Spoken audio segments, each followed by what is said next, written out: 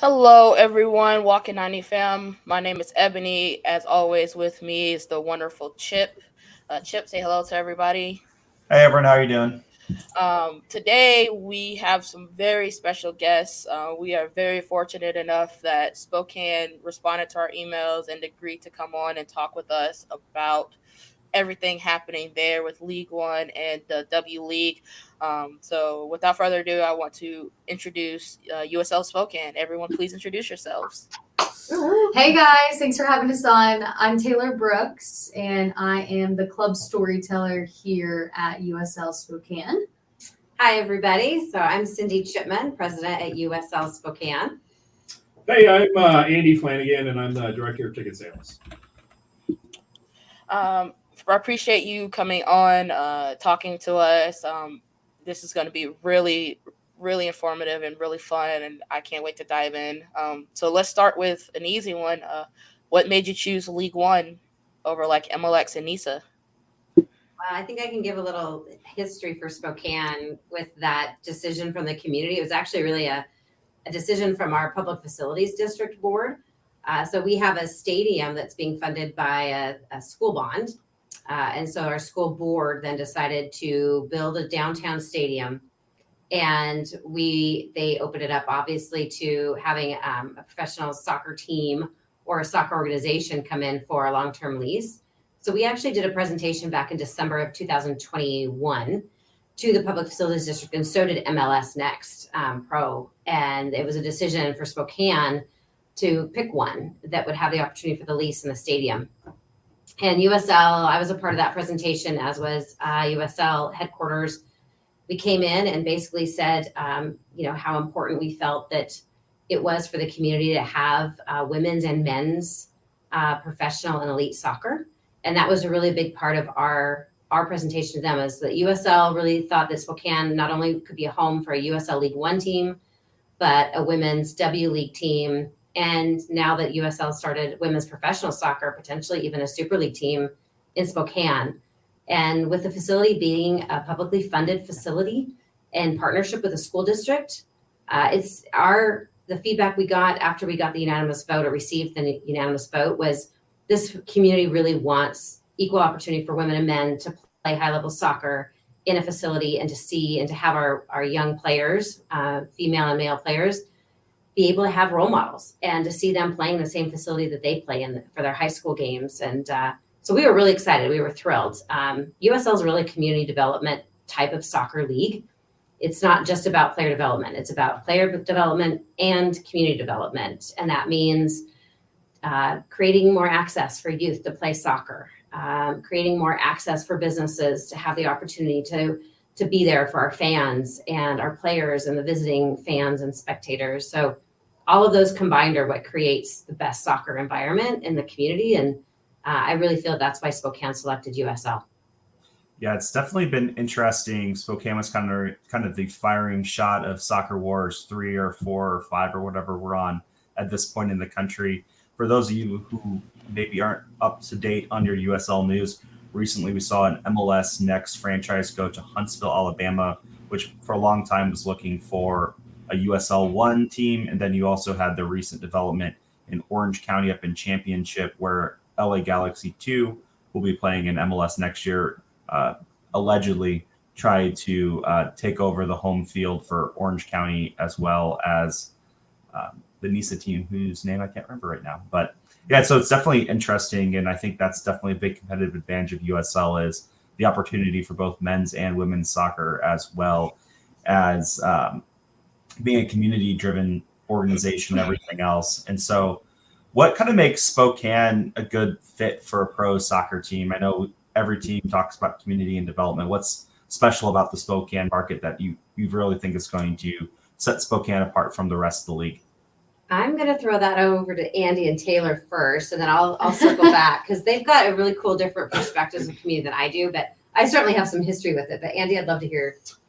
I think Spokane is just such a soccer town. I think just the youth in this town, it's everybody grows up in Spokane playing Spokane youth soccer. So it's just the youth in this town it's all about soccer right now. And so it's such a sport driven town as well too. We have some local events here in Spokane, Spokane Indians, Spokane Chiefs, or other minor league sports here. But to have the ability to play professional soccer in this town, I mean, it's just tremendous. So, Taylor. Yeah, I think that's the biggest thing and something that I've just really seen. I was in local TV here for 2 years. And so I saw it from that perspective of soccer being very prominent here, but just not on the level that USL is bringing. So then when this all was happening and I was moving back to Spokane from Denver, I was like, this makes so much sense. And so it really is, like Andy said, a sports town. And it's a hidden gem when it comes to soccer. So we're bringing that out of people right now. And we're going to so many different events and community events, and nonprofits are putting on soccer camps and so on and so forth. And we have a team right down in Pullman with WSU who is really good. And so they go to the tournament every single year and they're really great. So I just think it was the perfect storm, the perfect place for something like this. And I think the one thing is the women's side of it. We just don't see that here. We haven't seen something like that here. So even having a pre-professional team with the W League, I think that's going to be amazing because this town just hasn't seen something like that. Yeah, I think it's everybody knows about Gonzaga basketball, and they go back to Gonzaga men's basketball typically.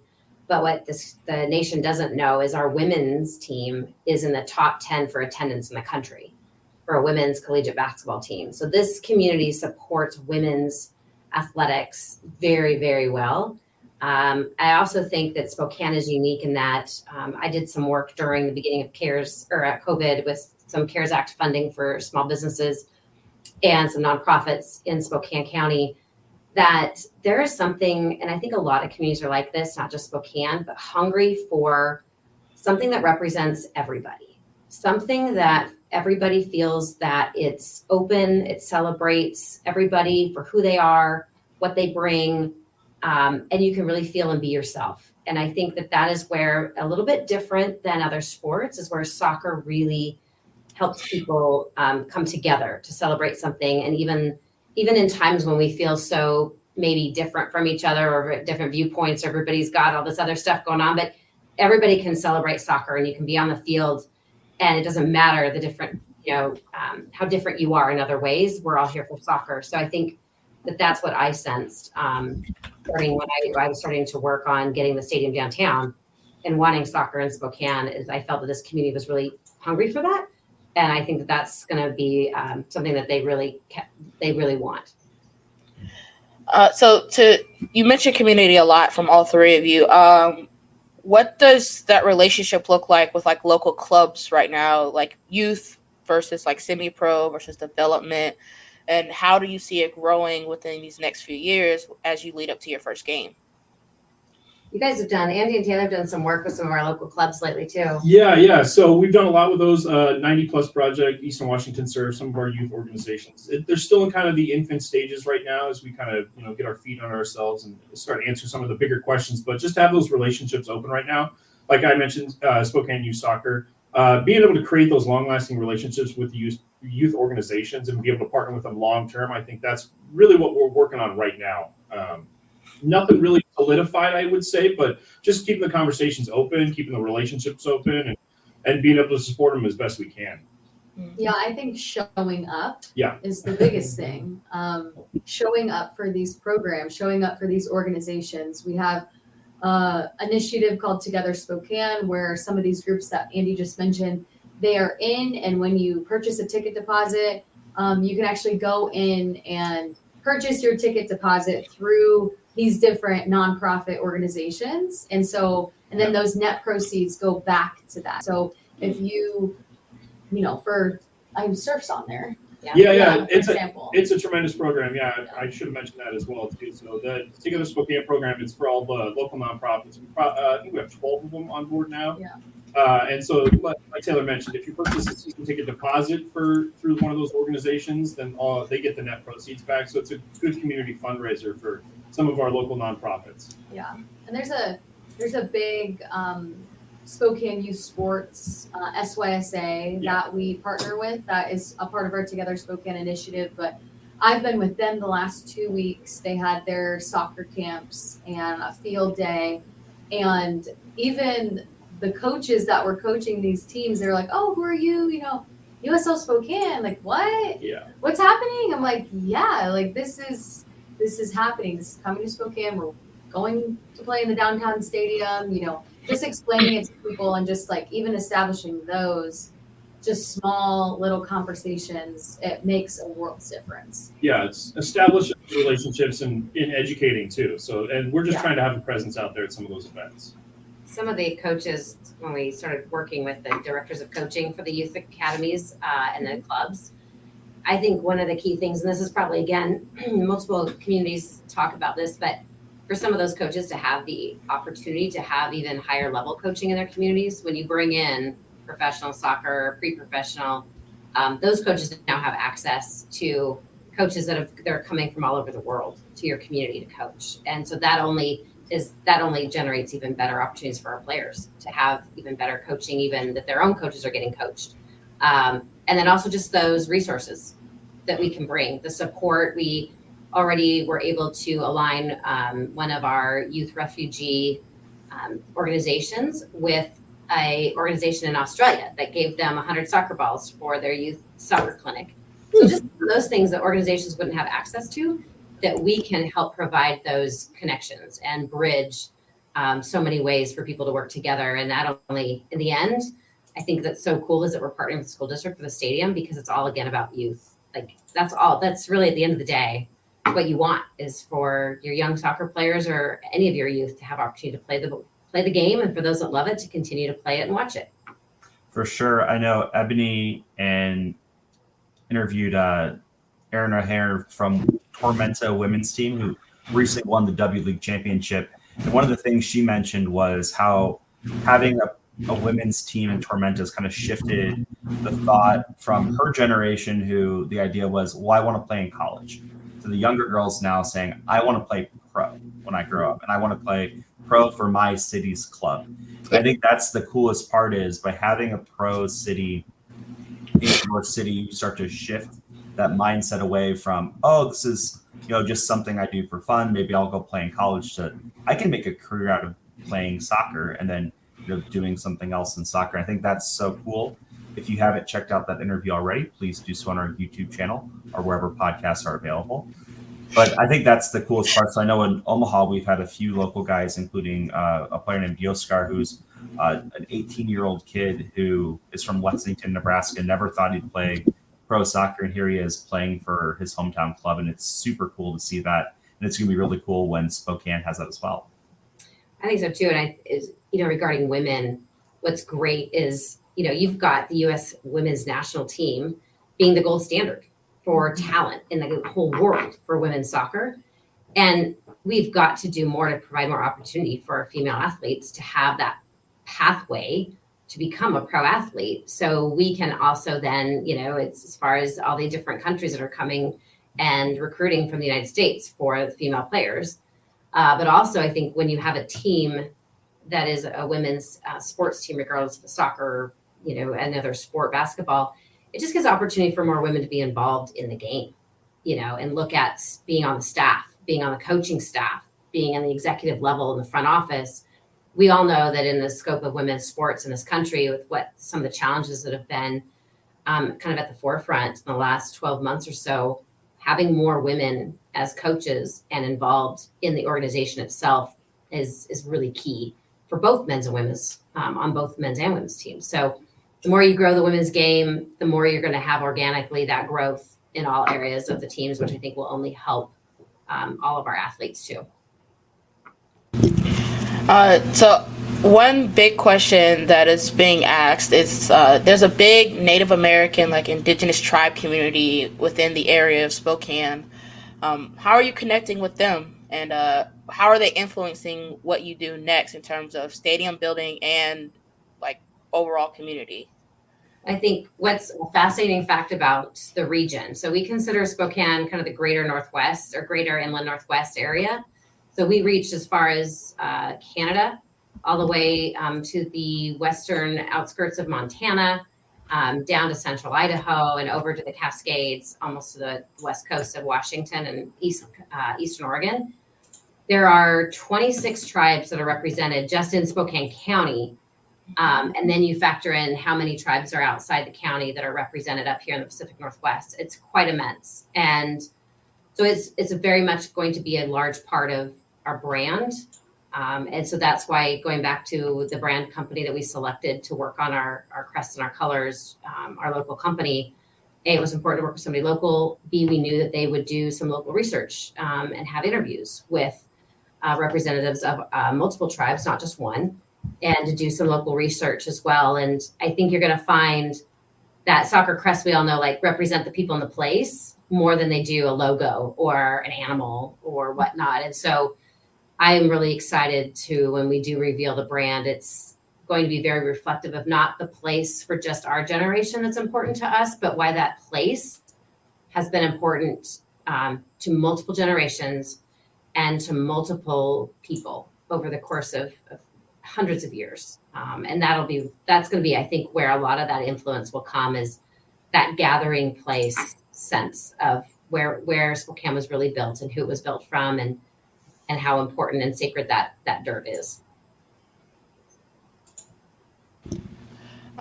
So my next question is for Taylor. You have a unique job as a storyteller of this team. You don't really see that in a lot of like League One teams, like a dedicated person to tell the stories of the area and the players.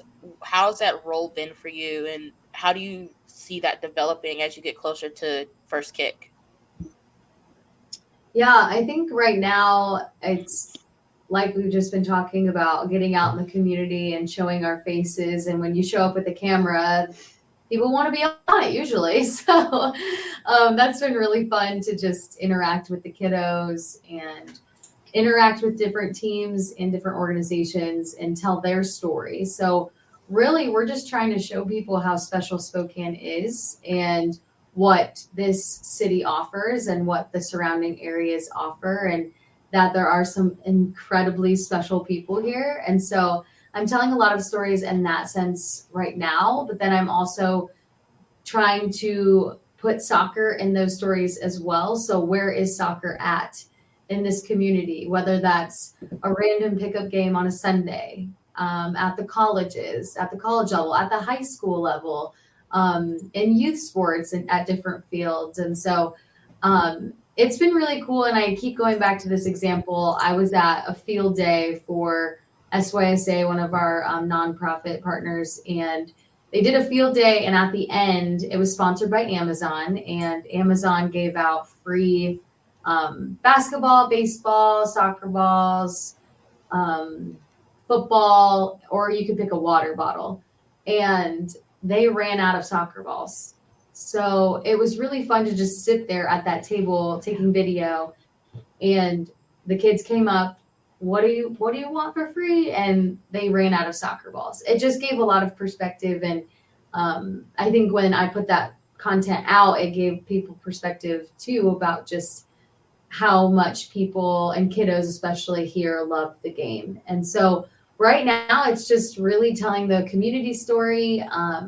We get a nice, the stadium tours are going to ramp up, which will be really fun.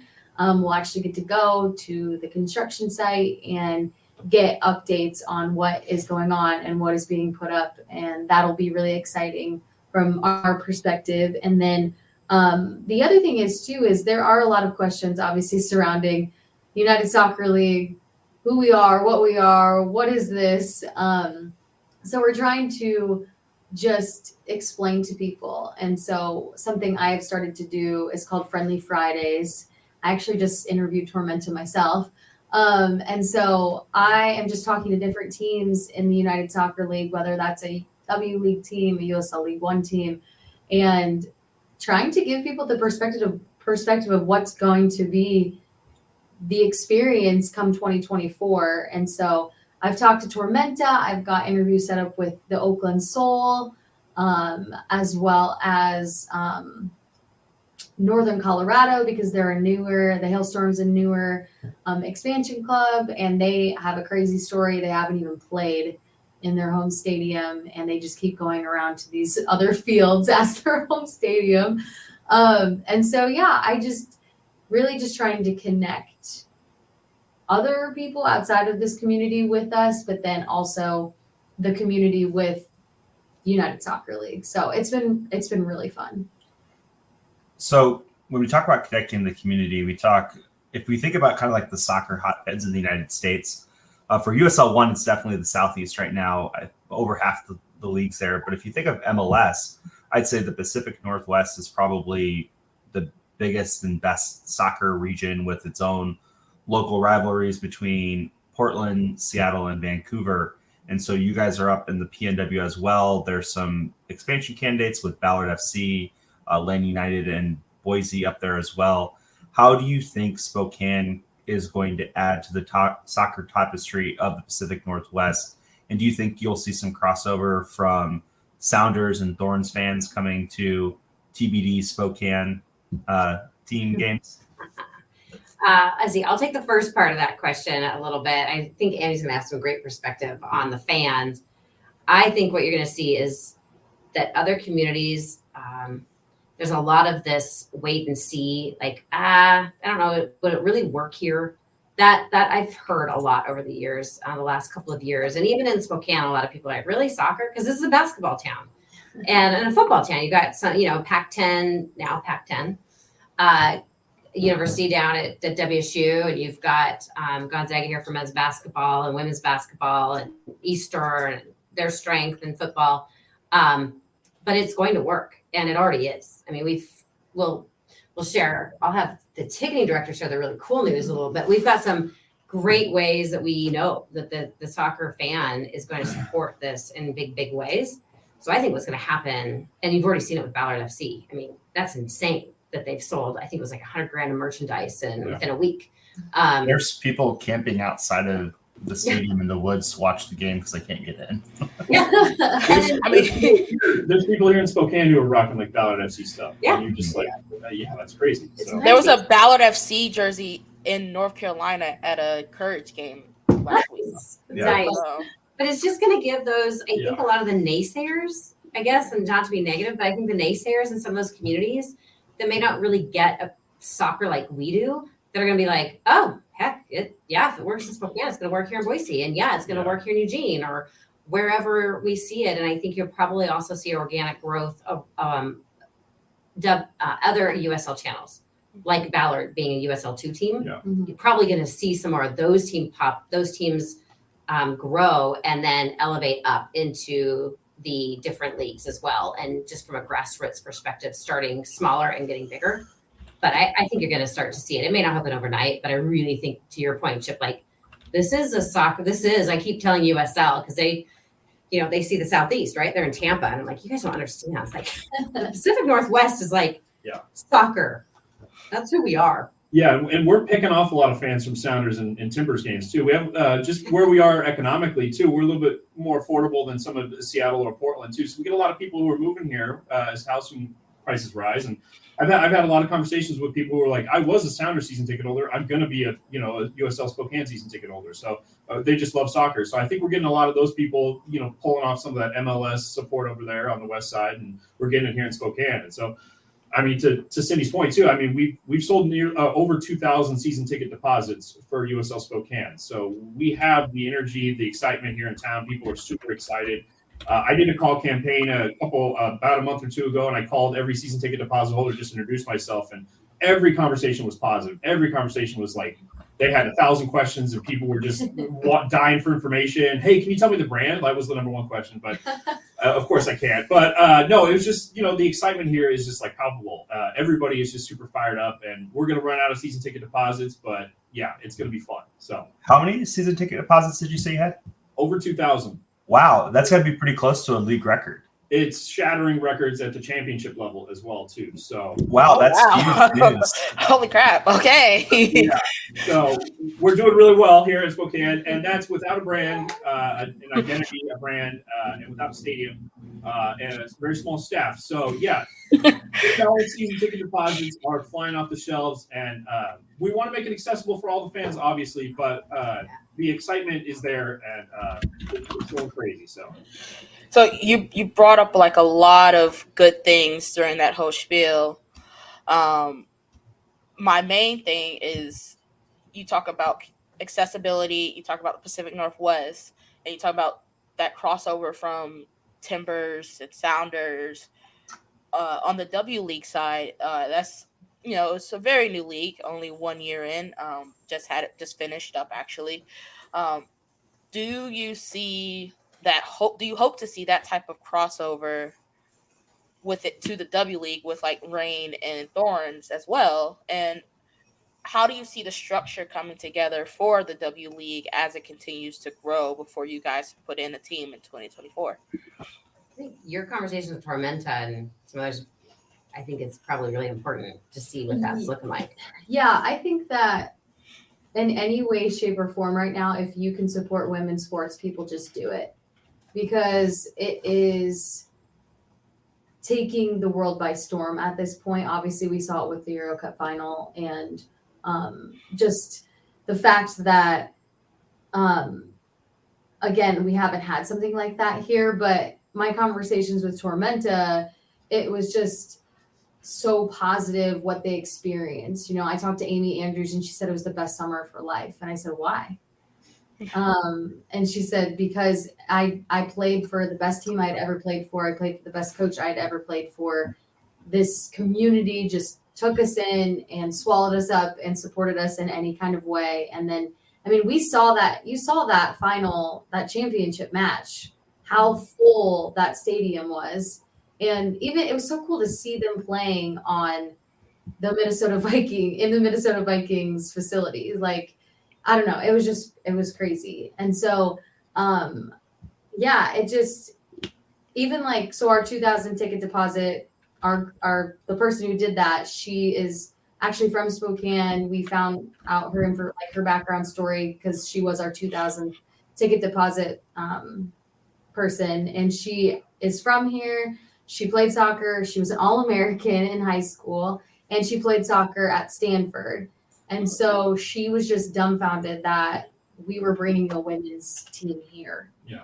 And so it just, the hype is real. And I think that, like you mentioned, those other teams, I think that people will cross over, but I don't think it matters at this point. If there's a women's pre-professional, professional, whatever it is, people are going to support it because it is so big right now. And as it should be. It should have been this way the whole time. But and going back to some of those conversations I had with some of the people that bought the deposits, there are quite a few people who don't even know that we're having a men's team. They're only invested in the women's team. And those conversations are fascinating because they're like, I didn't know. I thought it was just going to be women's. And you're like, that's how big this is going to be too. So they're fully invested in that women's team. So.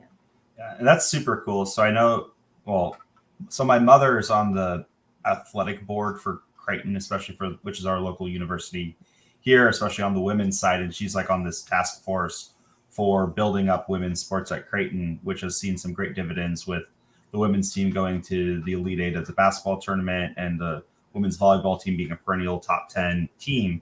And Coach Booth, who is one of the volleyball coaches, her comment was the time of access is over. It's not about just having women's sports. It's about investing in women's sports. And I think that's the coolest thing about the USL1, USLC value proposition when it comes to women's sports. It's not just we're having women's teams and games to fill up the stadiums. It's we're having teams, you're investing in them just as much as the men's team. And you might find that it's bigger than your men's team for certain teams. And I think that's the coolest part about it is it's not just lip service, it's actionable. And like you were saying, it's people don't even know there's a men's team in some instances because they're so excited about the women's team. And it's so cool to see that that's the point where we're at with soccer in the country. And, it's still room to go, but it's cool that we're kind of building up towards that. You make a really good point about the investment, Chip, in women's. It's not just about the access anymore and saying like, back to Title IX for universities saying, well, we have equal number of scholarship spots or whatever for men's and women's teams. And they create, which was phenomenal. And that's, I think, a large part of actually why we have such a strong women's national team is because of Title IX and the investment in Title IX over the years, because you see that pathway for women is through collegiate soccer, not necessarily academy at the time being. But what's really fascinating is you've got, the other part of how teams are supported, not just by fans, but it's about your partnerships in the community with businesses, with other community leaders, and those that help you invest in being able to provide that high level fan experience and player experience for people that are supporting the club and the team and the matches.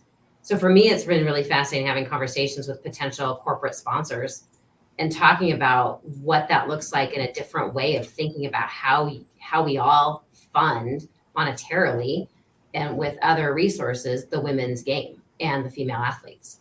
And it's, we are moving beyond the archaic conversations of, oh, well, since women's teams only get, 10 or 20% of the fans, the men's teams do, we'll just value those assets at 10 or 20% of what we would for the men.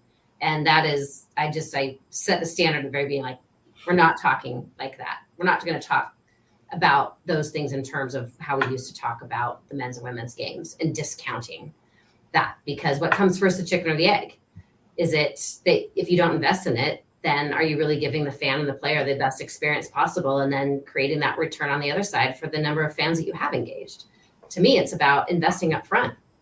Give the fan and the player the best experience in the same facility that you would have your men's professional team in, and let the community decide what it wants and how it's going to support it, and showcase that, invest in it, and it will come back and the fans will support it if you do that. So a lot of it also is sitting down with companies and talking about how those changes, bringing examples of other companies around the country that are leaders that are investing in women's sports. I work with Jess Smith. I've worked with her a couple times from Angel City, and how she's modeled their income and their contracts with their corporate sponsors. So she's been a huge resource for me and inspiration of how to lead those conversations and be brave and have tough conversations and say, this is what we see and this is what we are asking for. And we want you to help invest with us in growing the women's game. And I'm telling you what, companies are so excited to do that. All in. And it's exciting. Great. So let's talk a little bit more about the stadium. You mentioned it at the very beginning. You also teased on Twitter that you're going to be touring the site on the 11th. This is obviously going to debut after that. So tell us a little bit about the site, what's going into building the stadium, the area around it, and what you're really looking for to bring that stadium to life. So the North Bank for Spokane, the stadium is going to be what we call on the North Bank. So we've got a river that goes through our city with Riverfront Park that is just on the north side of that river. Then just beyond the Riverfront Park, we have our Spokane Arena, the podium, which you see there in that picture, which is the gray roofed building, which is an indoor hydraulic track facility, which is phenomenal. It's one of the only in the country, one of a handful, and it's amazing. And then we will have the stadium right across the street.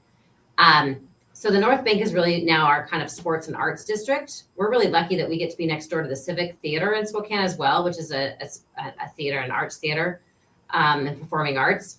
So we're really excited about that partnership. I think that what this community is just beyond excited for is what it means for the development around the stadium as well. So it's not just you drive out to the suburbs and you go to a game and you leave. This is in the downtown area. It's got access for all of our high schools, our 5 area high schools. So they're going to be seeing the student athletes in there coming in and out, band, not just sports in high schools, but other events, graduations, concerts with our public facilities district for the public. But the businesses around this, and to create an opportunity for more housing too. So for a community perspective, like this is kind of that seed of inspiration for other people to also be able to benefit from the fans that come here and go to breweries, march to the match, want to engage in hanging out in the park and the pavilion and the lights and coming to a match on a sunset summer evening. Those things are going to be phenomenal. And it just, why do it alone, right? Like, why do anything alone? Do it with the community so everybody else benefits as well. So I think that's probably the most exciting part of it.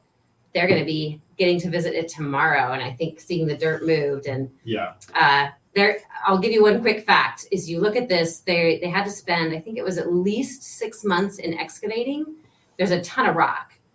Spokane is famous for being on basalt rock, and we moved the stadium. The school district is they're basically leading the construction and the design, but they called and said, hey, can we save some money potentially if we just move the footprint 5 feet to the south?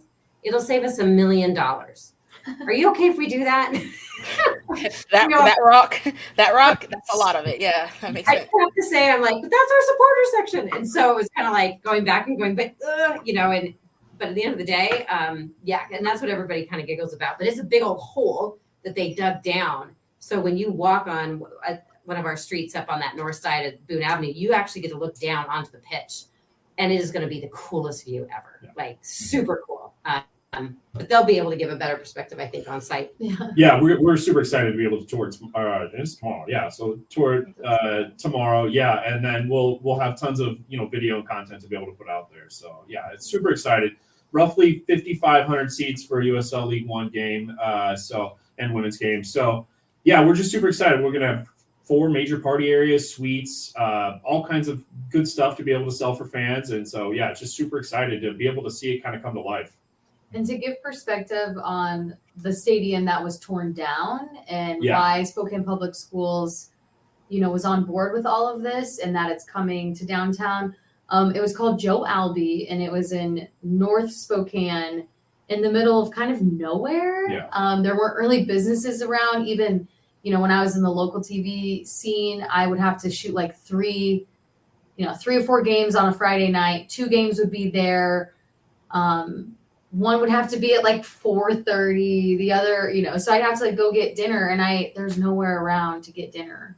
And so it was it's not the best area. They have torn that down. Thank goodness. It was way too big. It used to be cool back in the old days, but for logistics and things like that, the downtown area will be perfect. And it's so close to the 5 Spokane public schools. And just to, put that into perspective, it is a really great area compared to where Joe Albee was.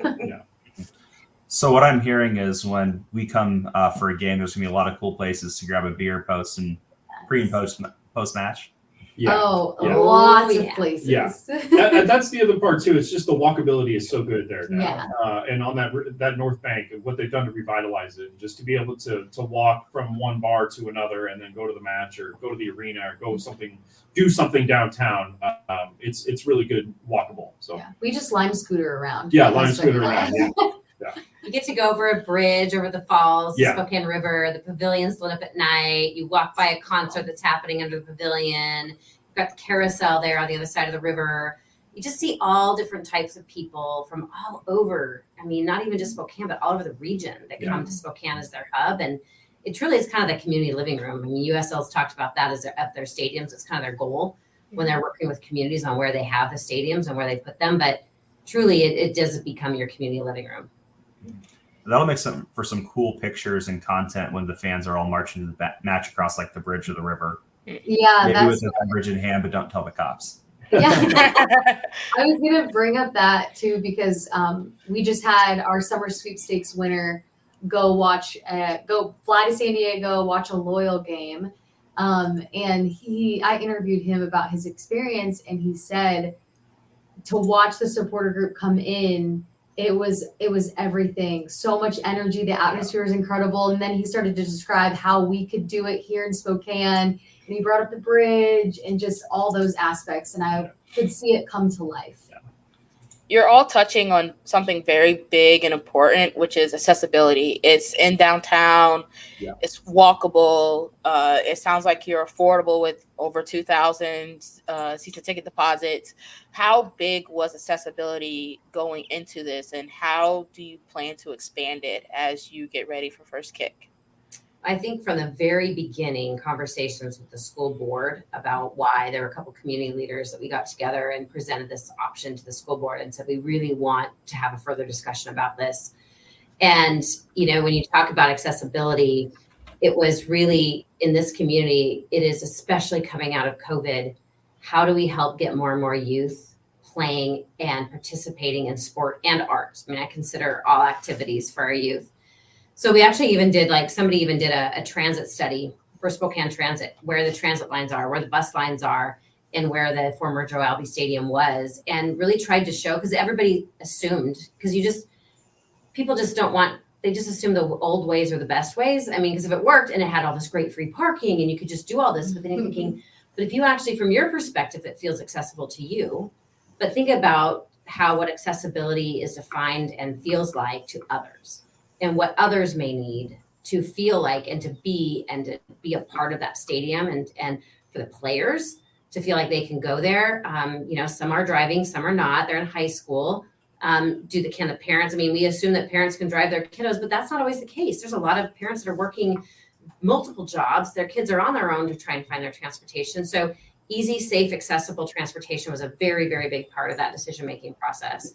And then you also talk beyond just the students for the school district, but then our fans, and making sure that beyond just Spokane, like, how does this feel when people are coming to Spokane? Can they feel that this is accessible to them as well? And you made a really good point, Ebony. It's like price point, location. Andy and I had a conversation this morning more about parking and how that's going to go, because we know that that's a big concern. But it's just one of those things that I think that's where soccer can be a really good thought leader for other things as well, and continue to make sure that conversation of accessibility is always at the forefront. Yeah, Taylor touched on it too, with the old stadium location was just kind of off in the middle of nowhere. So the physical location of the stadium is actually way more accessible. Spokane is very spread out. To go from one side of the town to the other, there's no north-south freeway. It could take someday, it could take an hour to go from the South Hill to the north side. And we have these 5 high schools that are kind of separated all over town. So just have a centralized location in the downtown area, just like you mentioned, walkable, accessible to everybody. Just no brainer. So. Cool. I mean, I'm more excited that you are thinking forward and like making sure that there are easy ways to get there and stay in the area. That's something that I hope a lot more teams do, like build out around, so that people come and stay, so that they can experience Spokane in its best form, which is probably game day, hopefully. I want to talk soccer in the state overall, because I think, Andy, you mentioned it earlier about like taking some of those season ticket holders that were Sounders or Timbers fans and coming bring them over. Let's go. How do you see soccer in the state overall just growing? As because Sounders just won Champions League, and you've got the Reign on a tear right now in the NWSL. Even going up to the Pacific Northwest, you've got Portland Thorns in first in NWSL, and you've got the Timbers fighting for a playoff spot. Where do you see Spokane and soccer in general within the Pacific Northwest going to leading into 2024? I'll let you answer. You want me to ask? Okay, well, I know, so that's the other part. That one of the key things I pull out of that is talent. There's no doubt that this region with the youth and the talent, you've got fans supporting all that great success, but success comes from the talent and the players that are playing there. And so I definitely think that we are probably considerably underrated when it comes to the talent that's coming out of the Pacific Northwest for soccer players. But I think, going to Taylor's comment about World Cup, Seattle being a host city for World Cup in 2026, this is going to grow the game. And I think we've got the game in the largest metro areas, Seattle, Portland, Vancouver. But what's going to be super exciting, and when we go back to accessibility, is really making sure that all soccer fans have access to soccer. So they don't have to travel to Seattle and Portland to see soccer and to support it. They can be in their own towns, and they can be close to their towns. Or if they're in a rural city, a rural community, they can be close to another community that has a team that they can call their hometown team. So I think you're going to see more like Ballard being Bellingham just announced that they've got community leaders there that are trying to build a stadium in Bellingham, Washington, which is north of Seattle. Bellingham is smaller than Spokane, considerably smaller than Spokane. So you're going to see, we've got Tri-Cities in the Washington, or Richland, Kennewick, Pasco areas, Yakima, big areas for growth of soccer. It's already existing there. I think it's just going to be fun for the fan to feel like they've got soccer wherever they want it, in any way they want to watch it, support it. It's going to be here for them. And that's where I think you're going to see the growth in the Northwest, probably more so and faster than you're going to see in other parts of the country. We came late to the game, maybe, when it comes to community development soccer, but I think we will actually lead the country in how the smaller communities embrace it and grow it and show the rest of the country how it can be done. So that's what I think you're going to see out of the Pacific Northwest. And we've seen that already kind of in the Southeast in League One and now W League. And I think that's the big thing is you just need someone to take the initial first step. And once someone takes the first step, it makes it a lot easier for everybody else to do it. And then all of a sudden, it's super drivable between games. It's busable. It lowers your cost structure. And all of a sudden, you're like the Southeast where it's half of League One. And it's like, why wouldn't we add a team? Because we could just bust all half our games. And I definitely think PNW is an area that's going to be really huge for not only USL League One, but soccer in America as a whole. So thanks again for all your time today. Before we go, we just have some kind of fun popcorn questions to ask.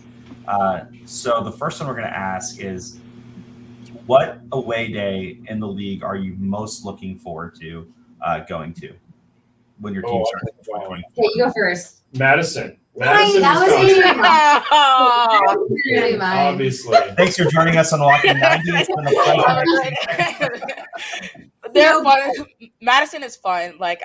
They are very open and very welcoming. So you'll have fun there, for sure. College Town, I think it would be a lot of fun. WSU plays Wisconsin in September. Yeah, to be able to tie it into a bigger event or a football game or anything like that. Yeah, that was an easy one. So too easy. Right. So we've had a lot of League One teams have had success in the Open Cup, including 3 total upsets over MLS sides, 2 by Omaha. Just saying. So I think putting an MLS team is cheating because for sure for you guys it's probably beating Seattle in the Open Cup would probably be like the dream. So what non-MLS team do you guys most want to play in the Open Cup in your first year in 2024? I kind of want to play Sacramento. Okay. Ooh. Yeah, we have a Sac Republic tie here with someone who's been working really closely with us. She worked for them for a really long time, and so we always are. Yeah, or San Diego. So yeah, I'd say those two, especially because the West Coast. Yeah. There's definitely a lot. A West Coast connection would be really awesome. Yeah. Mm-hmm. Well, to quote Omar Little, if you come at the king, you best not miss. All right. So big boots to fill if you face Sacramento. It's awesome what they've been doing, and hopefully they can win the Open Cup. That'd be really cool. And the other question is, so we're obviously all coming out to Spokane for an away day in 2024. We're all looking forward to it. It's going to be great. What is the one thing from each of you that we should either eat or drink or both when we're in Spokane? Ooh. Taylor? Oh gosh. Pressure. It's I can take it. I mean, I'm a big wino. Yeah, so I was gonna say wine. There's a lot of really great wineries here. If you're in the downtown area, there's a place in Kendall Yards area, which is a really cool new developed area that you can lime skirt to the stadium. I did it last week. But there's Nectar there, Maryhill Winery. Yeah, there's a ton of good wineries. There's in a lot of little Eastern Washington wineries. A lot of good breweries, a lot of good craft beer. So that's one thing you have to do. Washington's pretty good on craft beer. So definitely, we've got incredible beer here. So I think that's the one key thing. You got to do the beer, the wine. I'm gonna say the place. I think you should back to your original point, Chip, of maybe if we can make sure there's no law enforcement officers around, but if you can enjoy one of the wine or beers by the river. Okay. If you come to Spokane, you cannot leave until you've walked through Riverfront Park and you've seen the falls and you've witnessed. You've walked under the pavilion at night with the lights. That's absolutely a must do. You're Even setting the scene here. This is going to be great. Yeah, you can like actually paddleboard on the river to one of our breweries, which is really fun. Okay. I see people do that all the time. Yeah. And there's a gondola ride too that takes you down over the falls, and it's just it's kind of a cool environment down there. They're also building a zip line Yes. across the falls. That's cool. So Okay. I might do that Hopefully for a it's- video once it's done. Hopefully, it's bigger than the Reedy River Falls in Greenville, which is calling it a waterfall is probably very charitable.